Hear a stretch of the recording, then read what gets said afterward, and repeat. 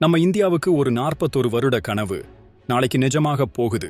விண்வெளியில சீனாவுக்கு சவால் விட இந்தியா தயார். நம்ம இந்தியாவைச் சேர்ந்த சுபான்சு சுக்லான்னு ஒரு விண்வெளி வீரர் நாளைக்கு சர்வதேச விண்வெளி மையத்துக்கு போறார். 41 வருஷத்துக்கு அப்புறம் ஒரு இந்தியர் விண்வெளிக்கு போறது இதுதான் முதல் முறைங்க.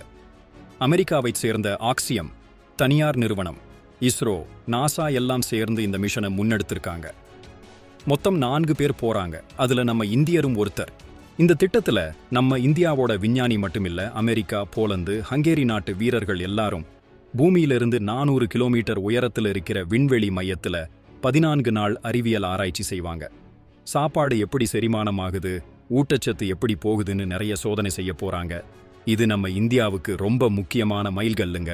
1960களில் அமெரிக்கா நிலவுக்கு மனுஷனை அனுப்பி எப்படி உலகம் முழுக்க ஒரு மாற்றத்தை ஏற்படுத்துச்சோ அதே மாதிரி ஒரு உணர்வு மாற்றத்தை நம்ம இந்தியா நாளைக்கு சந்திக்க தயாராக இருக்கு. இந்த ஆக்சியம் 4 மிஷன் நம்ம நாட்டுக்கு ரொம்ப முக்கியம். நாளைக்கு காலை 5:52 மணிக்கு புளோரிடாவில் இருந்து ஸ்பேஸ்எக்ஸ் டிராகன் விண்கலத்துல நம்ம வீரர் பறக்க போறார். இது நம்ம நாட்டோட பெருமை. நீங்க என்ன நினைக்கிறீங்க? கமெண்ட்ல சொல்லுங்க.